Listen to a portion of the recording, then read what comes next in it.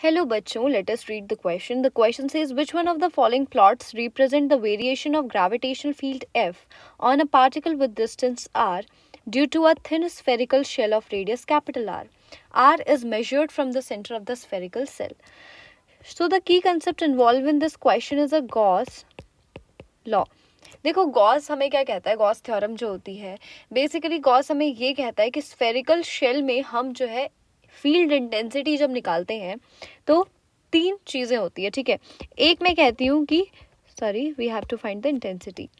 जो field intensity होती है that is inside, that is zero, since अंदर कोई मास प्रेजेंट नहीं है, ठीक है. Gravitational force is all the function of mass. अंदर कोई मास प्रेजेंट नहीं है, इसलिए इनसाइड जो फील्ड होता है दैट इज जीरो, ठीक है. इसके बाद अगर मैं सरफेस में बात करूँ तो सरफेस में मैक्सिमम होता है, ठीक है, and that maximum is GM divided by R square. यहाँ पे जो है सरफेस में मैक्सिमम होता है that is GM by R square, और कोई एक पॉइंट है जो r डिस्टेंस में है, ठीक है, that is outside the surface, ठीक है. तो आउटसाइड जो होता है that is GM divided by small r square, जहाँ पे r is a point outside the shell.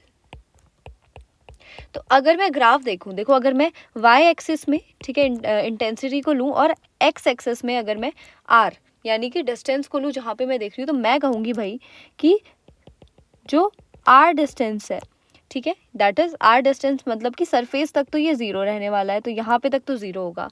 Surface पे मैक्सिमम होगा, ठीक है, और ये मैक्सिमम वैल्यू कितनी होगी, ये मैक्सिमम वैल्यू होगी GM divided by capital R square की. और फिर फर्दर, ठीक है, ये घटता जाएगा क्योंकि यहाँ पे जो ग्राफ बनेगा दैट विल बी, ठीक है, that will be equal to y is inversely proportional to x square, ठीक है. तो ये ग्राफ ऐसा बनेगा, तो ये y is inversely proportional to x square वाला ग्राफ हम बनाएंगे और ये घटता हुआ जाएगा, ठीक है, और ऐसे ऐसे करके ये इन्फिनिटी को अप्रोच कर रहा होगा. सो ऐसा ग्राफ मुझे दिखने में कौन सा लग रहा है, बी वाला ग्राफ अप्रोचेस टू अस, क्योंकि पहले वाले ग्राफ में जो है बेसिकली ये बढ़ रहा है, ठीक है, ये सॉलिड शेल के लिए होता है, सॉलिड स्फेयर के लिए होता है. नेक्स्ट अगर मैं देख सकती हूँ, ये ग्राफ मेरा है. थर्ड ग्राफ में मैं देख सकती हूँ कि ये कांस्टेंट आ रहा है, ये ऐसा नहीं होता है, ये बेसिकली हमारा पोटेंशियल का ग्राफ होता, तो ये सही होता.